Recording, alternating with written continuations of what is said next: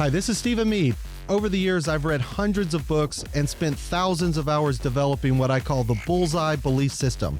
And I've used that system to develop my own companies, as well as help others learn to be specific, targeted, and focused to get exactly what they want in life. This is the Bullseye Guy Podcast. Stephen Mead again, Bullseye Guy Podcast. The guests are coming fast and furious, and I'm super excited.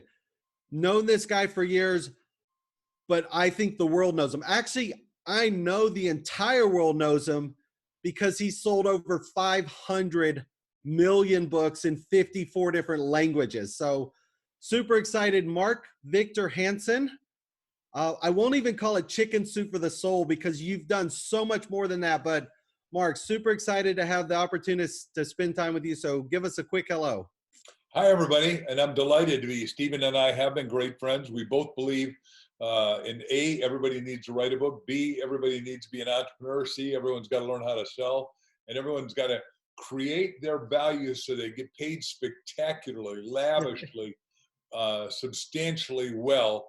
And it's the first time in history where every one of us, 8 billion people alive, all got to pivot, reinvent, re-entrepreneur, rethink, and go forward in somewhat of a new direction. And none of us expected to be here, but you can either be stressed is normal, de-stress will wreck you, or eustressed. And we're going to talk today about being eustressed, EU-stressed, which is happy stress, buoyant stress, creative stress, to make yourself all that you can be. And Mark, you're amazing. And what I want to do though is what we see now is the finished product of Mark Victor Hansen. So, no, I'm not done. Well, I don't mean finished that way, but I mean the amazing stuff you've done. I actually want to go back and learn a little bit about you as a kid growing up. What were the motivations? What were the challenges? How did you end up sort of down this path of chicken soup for the soul? I got great loving parents that are Danish, and my dad owned a little Danish bakery. Mom worked the front, dad worked the back. Dad desperately wanted there are 4 boys and wanted any of us to take over this business. And I said, Dad, I don't know what a white glove guy is, but I'm pretty confident I'm one of those guys. He said, what does that mean? I said, I'm not sure, but I think I want to grow up, meaning I want to be in the intellectual property business. I want to be an infopreneur. I couldn't articulate it at 9. And I wanted to bicycle, a low handlebar racing bicycles before they came vogue in the United States. And I knew what it cost. I had a picture before I'd done a set of tapes called Visualizing is Realizing. I had a picture on the wall, and every night I'd dream going to sleep that bicycle was going to be mine, and I was going to tour everywhere. But it was really expensive, and today's dollars are $4,000. And he was convinced a little 9-year-old couldn't earn that. And I said, well, you won't pay for it, so can I have it if I earn it myself? Well, I'm a Boy Scout, and it said you can sell greeting cards on consignment. I said, I can do that. I sold the most ever at 376 in a month. I went up to all the neighbor ladies in our little Danish neighborhood, and I said, I'm earning my own bicycle. Would you like to buy $1 Christmas card or 2? And they bought 376 in a month, and I won the #1 award. And Dad took half that money and said, it's going in your college fund, which at the time I didn't think was a really nice idea at all. So that's where I started at 9 years old, and I had to buy my own clothes and my own bicycle. And it was one of the best, worst experiences any kid could have, I suppose. And this, Mark, was the precursor to so many things you and I know. Precursor to vision boards. Yep. Precursor to Think and Grow Rich. If you see it, you can believe it. There's so many things that have come out, but you apparently were wired at age 9 to grow up in the world that we're in now. Exactly. What happens is it's called, there's an unconscious incompetent, a conscious incompetent, a conscious competent, and then an unconscious competent. Look, I don't know why I knew how to do stuff, and I still know how to do stuff, and I always know what's next. And also, the other thing God gave me as an ability, which, a lot of people besmirch me about, but is that I can figure out the trends, where we're going to go, and I get there before everyone. Like, by the time I was 16, I had that money from the paper out and selling and shoveling snow and all that. The Beatles came out. I started a little rock group, and we were making a lot of money. When I did meetings myself, I talked to the YMCA, and now we have the big term called cause-related charity. They were empty on Saturday night and Friday night and Sunday night, so I would rent them, so to speak, and I'd say, look, I'm not going to pay anything, but you get half, I get half. We charge $5 a kid, and I owned the band. It was called the Messengers, and you know my wife Wow. extremely well. Crystal said, "I don't know, Mark, but I think that's pretty prophetic for what you do for the rest of your life." Well, some nights we make $5,000 a night. We'd have 2,000 kids paying $5,000, and half went to the YMCA and half went to my little kitty minus my $17 an hour musicians who are great young. We were all kids. We were in high school having a time of our life. We didn't know any better. Wow. And so being a musician, and actually that's a good metaphor for you, because a musician is two things. One, they're an entrepreneur, and two, or B, they're a promoter, because you had to be an entrepreneur and a promoter and probably a manager and a messenger. All of that came I out. led the group. It was my group, and I've never told this before publicly, but we had a drummer who just passed away, so I can tell it now, but he put EG in the Messengers, and I said, no. It's Mark Victor Hansen's organization. It's not going to say Mark Victor Hansen, the Messengers, and it's not going to say EG. Either you take that off and put a new skin on your front of your drums, or you're out of here. He said, well, I'm out of here. I said, adios. I got a new, better drummer, Rick Finn. Wow. So, sort of an amazing thing. Not that I didn't love the guy. The guy was a really good drummer, but his ego was bigger than mine. And I said, no, I own the group. I keep us booked. We're booked 5-6 nights a week. We're making, we'd come home at 1 or 2 in the morning, have to get up at 6, study, and all of us, our grades got better rather than worse because we were having fun playing every night. Oh, it's amazing. There's a couple sayings I have, and this is going to be a lot about you, but I have one saying called title creep. The longer someone's around, the more value they think they have. And so you have to be very careful, because it's you and your name is the entrepreneur, but the guy that's around after a while thinks it's more his. Right. So it's title creep, and value is always an interesting one. Right. But from there, so that was the band. This is still in your teens. So then, I graduate high school, and one of the guys got a girl pregnant, so that sort of goofed up the band. So we said, okay, we'll all go to college.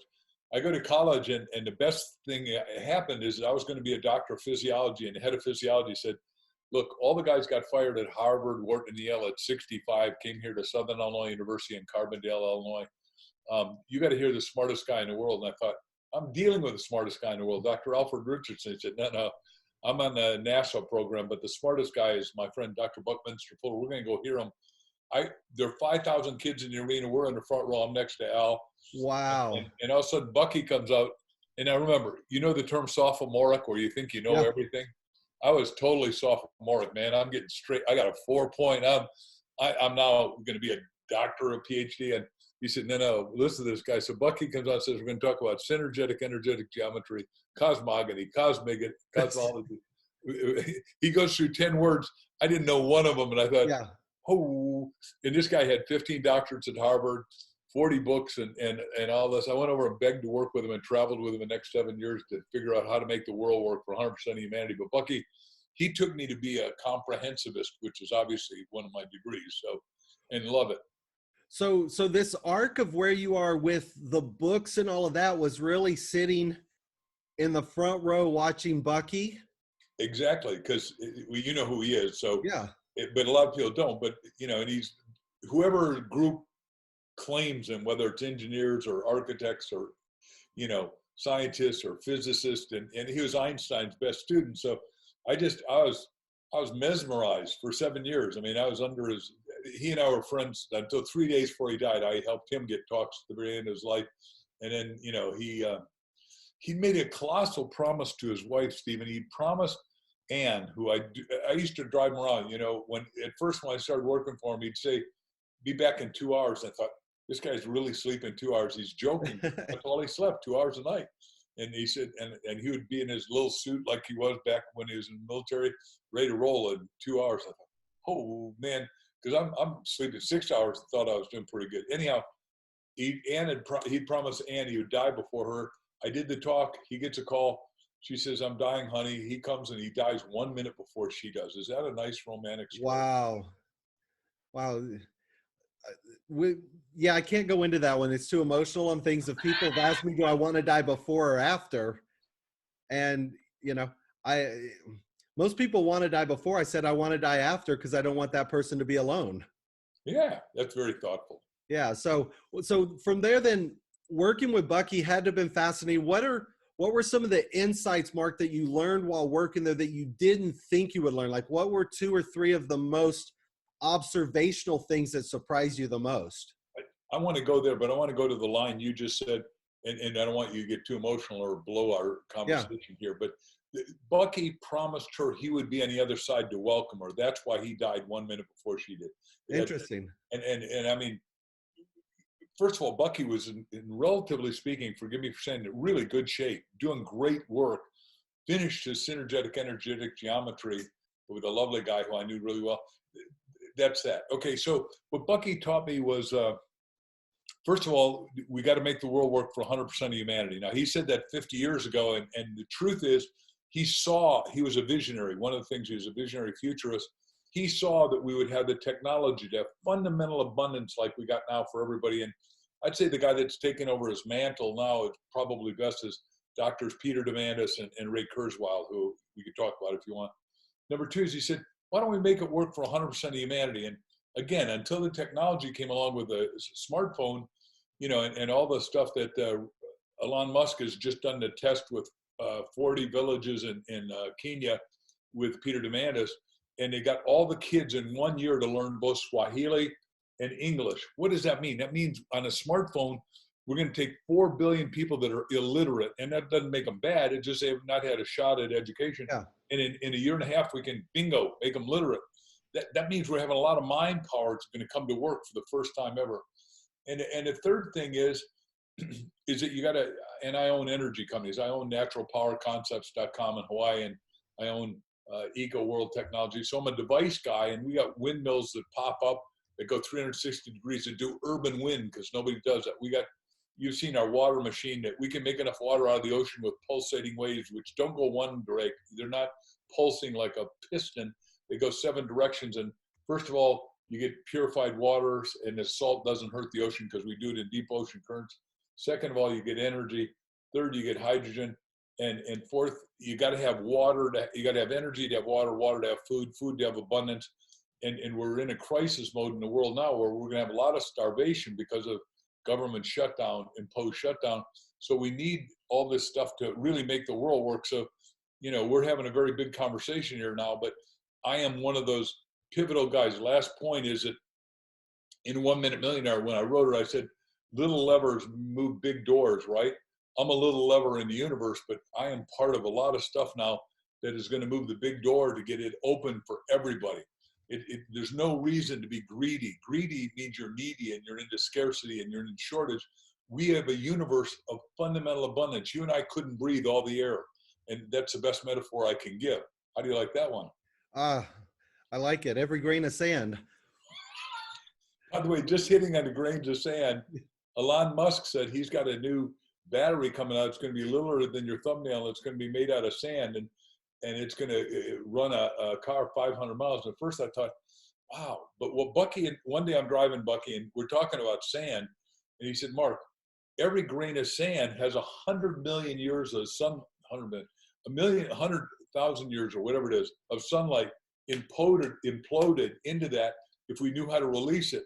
And I don't know that he knows how to do what he says he knows how to do, but Elon Musk has been pretty shrewd. And today he just was up, whatever it was, $36 billion. So even in a desperate time, this guy he's pulled more rabbits out of the hat than any engineer living. That's why I said we have to stay on pace and tack, because Peter Diamandis, who you mentioned from X Prize, did the X Prize around education, and that was some of those initiatives. And Elon, even when Elon started with Tesla, because I've known him for years, he didn't care about cars, he cared about batteries. The car was just a way to prove batteries, because the battery side. So a lot of fascinating people trying to change the world, but you've been doing it as well. Chicken Soup for the Soul. How did that happen with you and Jack? What was the motivation for the first book, and how did you go about creating the structure of it? Okay, so Jack and I are on this talk separately. We didn't know each other yet. Down in San Diego, we're at the Medalla conference, a big health conference, 6,000 people. He talks way in the morning, I talk at night.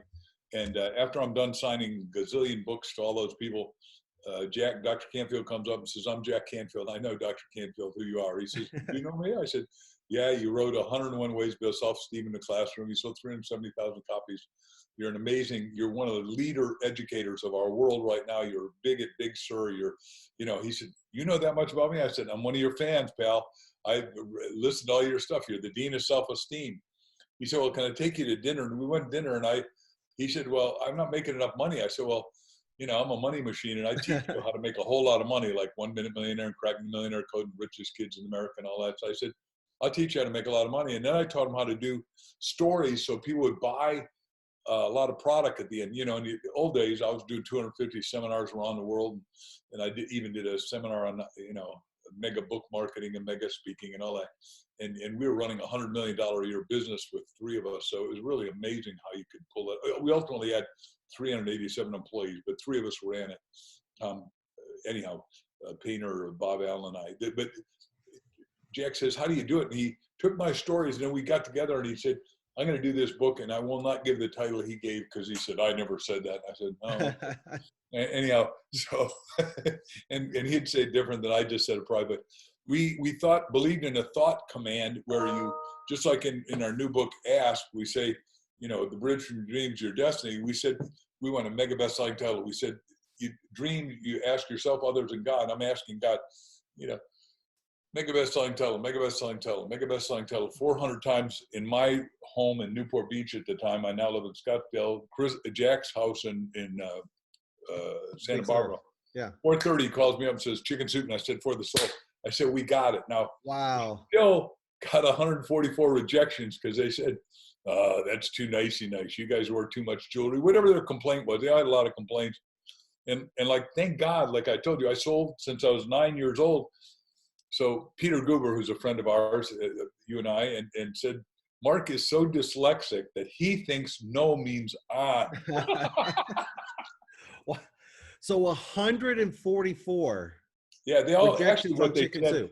They said, hit the road, Jack. I said, look, it's okay if you don't like him. I'm a nice guy. No, Jack. Yeah. And so from that arc, I don't know the total number of titles. I know that it's over 500 million total books sold, 54 languages. What's the total number of titles? Chicken Soup has 254 titles now. They got a major movie coming out when the marketplace opens up again. It was sold. We sold it to Dr. Amy Newmark and the guy who created the internet, Bill Ruana. And but I've written now way over that. I've written 309 bestsellers. Yeah. If you'd like to give a free book to everybody listening, is that okay if I give away a free book? Yeah, of course. Well, yeah, because of the times we're in, and you just interviewed Mitzi, we wrote a book together with Preston Weeks called How to Be Up and Down Times.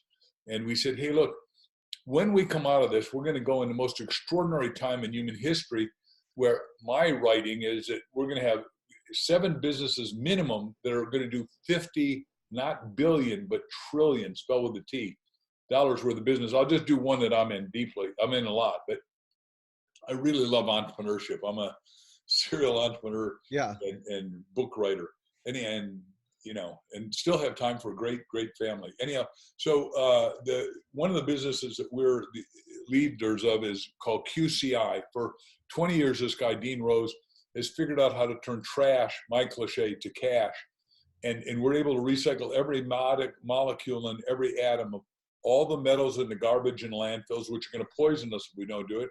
All the water, which 60% of all garbage is water, and all of us create 5 pounds of garbage a day. All the fuels and all the plastic, which is critical, because we got to get the plastic sucked out of the ocean, and the only way to do it is if you do it profitably. And we can do a ton of plastic and sell it. It costs us $1,000 to pull it and sell it for $4,000.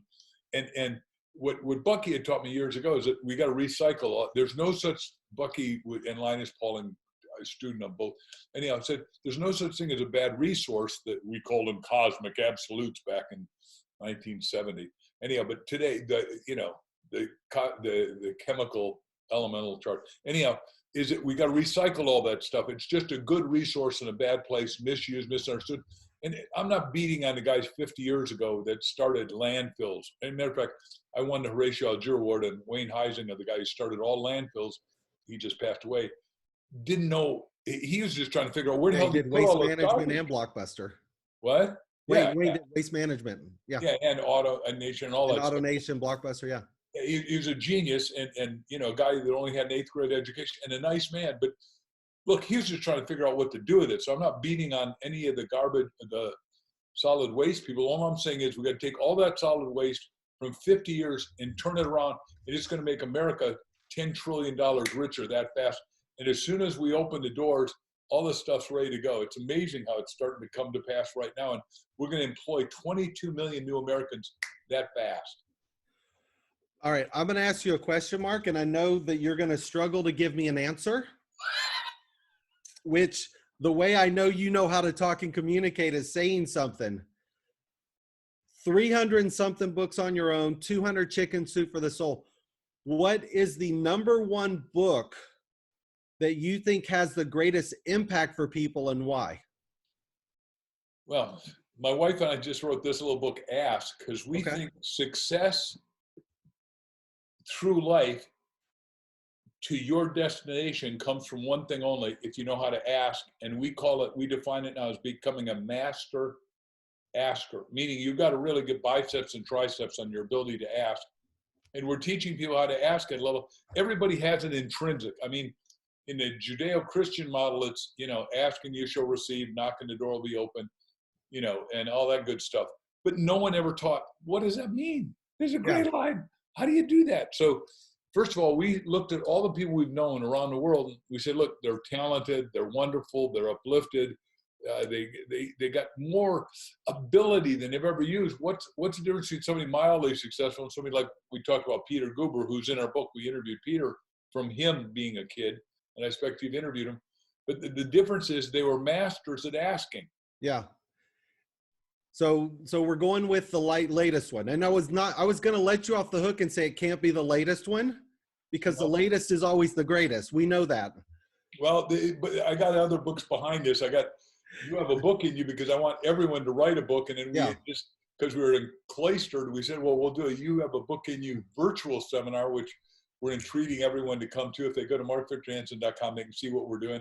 And because everybody, as long as we're locked down, and God, I want us to get unlocked. I want us to get free again. The triangle crystal, I believe, is that health is the most important value. The second most important value is love. Third most important value is freedom. Now, you may have a different paradigm and a different level of model, but if you're on tubes and ventilators, you're not healthy. You can't be loving and you can't be free. Yeah, it's amazing. What I've done, and we'll have to talk about this because I'm a big proponent of ask. I've got all these sayings. 99% of the world's questions are the key to the universe. The reason I'm the bullseye guy is, Mark, I don't believe most people know what to ask for. I always say isolation is a good thing, but people go, oh, like being alone. I said, no, target, specific, focus. People, even if they ask, they don't know how to be specific in what their ask is. And that's where I think that a lot of the things you've done have been so amazing because motivation's only so much. If you don't master exactly what you want, the universe gives you what you ask for if you work for it. You just better be careful what you ask for. Exactly. Can I give a quick story out of our new book, Ask? As many as you want, please.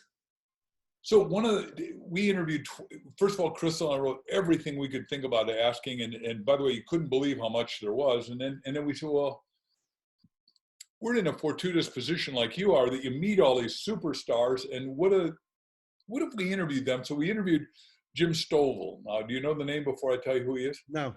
Well, you want to read his book and watch his movie after I tell you this. But Stovall is 19 years old and he's big and he's strong and his whole life is, I'm going to be an NFL player. Well, sure enough, he's everything he wanted to be. He recruits into NFL.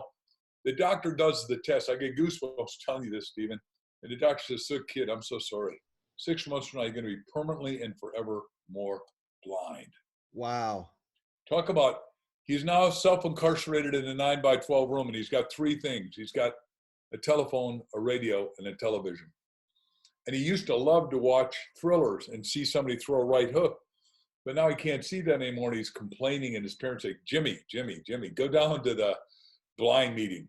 Maybe they can help you. He gets down there, and all they're doing is complaining. They're the same echo chamber, but fortuitously, he sits next to this woman that gives the pivotal question for everybody listening. This is going to be it in just 1 second.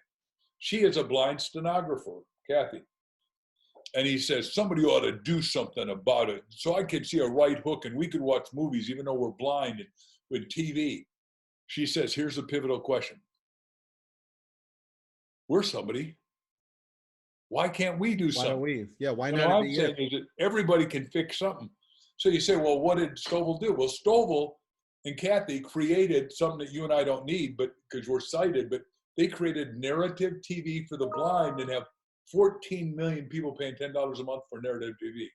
That's amazing. I get on to Jim, an old speaker that I loved a lot, Charlie Tremendous Jones, writes me and he said, look, you're selling 15 million books a year. You got 15 of the best books on USA Today. He said, I need you to read another book. And I go, oh, yeah. He said, this is really good. He said, Jim Stovall's written this book called The Ultimate Gift. And I said, Charlie, if you and I weren't friends for 25 years, I wouldn't do it, but I'll read it. So I read it. I was wowed. And when you read it, you'll see why you'll be wowed. I immediately wrote the foreword. I wrote the afterwards with Jim. It says, if I live to be 100, I'll thank Marky for every day of my blind life. I said, there's got to be a movie. He makes $100 million on the movie, The Ultimate Gift, and he had very famous actors and actresses in it. I'm not going to tell all their names because you'll know every one of them. And it's amazing that he makes that much money and almost nobody knows a movie exists. So the last thing he does in our book is he says, Mark and Crystal, I now write books that I can't read. Wow. And I make movies that I can't see. Yeah. I got goosebumps telling you that. I mean, how do you do better than that if you're incarcerated and blind? I mean, so his adversity became his advantage, and all of us are in some level of adversity, some level of pain, some level of horror, some level of trauma, because none of us, we had the best economy ever. Whoever expected to get slammed shut for a while? And that's where I think, Mark, because you've grown through the years. Chicken Soup for the Soul is great. It's an amazing franchise. It was really inspirational stories. Now you started moving. I always say there's 3 types of speakers: inspirational, aspirational, and educational.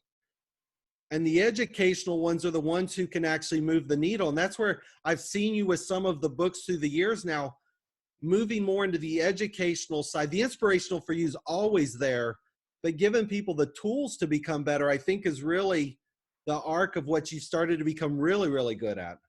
Thank you. I want everybody to use their needle and the needle in their brain, the needle in their noodle. I have to write that one down. Well, here's the thing. Napoleon Hill originally wrote Think and Grow Rich, and it was how to make a boodle with your noodle.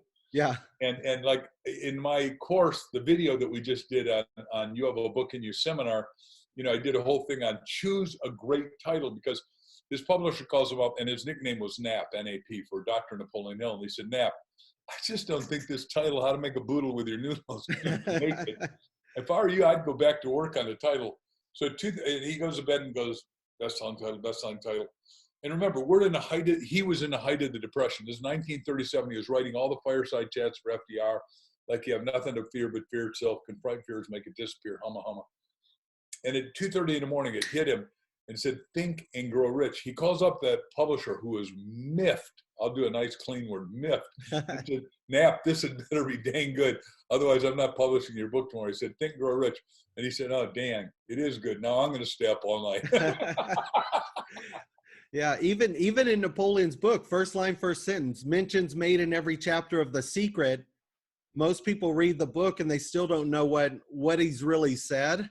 Yeah. Napoleon Hill, a lot of those masters are brilliant. So with where you are now, Mark, looking into the future, I know the books are always an important part, but you touched on it earlier as well. You've moved over really into some technology things that are really potentially, life-changing, world-changing, environmentally, generationally changing. With the couple minutes we have left, what are you most interested in talking about? Is it the books and what you have coming out? Is it the technology, or do you want to move both for the next few minutes? I want both, but we now have a brand new mask. And for a while, it looks like all of us are going to have to wear a mask. And I will not name the masks that exist, but they don't work. We've got a brand new mask that we have the rights to that is nanoparticle filled tourmaline, and it does several things. First of all, it goes through 50 washes, which is nice because all the other stuff you got to throw, it's going into garbage and it's going to pollute our water system. Yeah. That's not like that's like a dumb ass squared idea. Ours is antibacterial and more importantly antiviral, and it's 2-ply. So and it's antimicrobial too, from what I understand, because the nano side.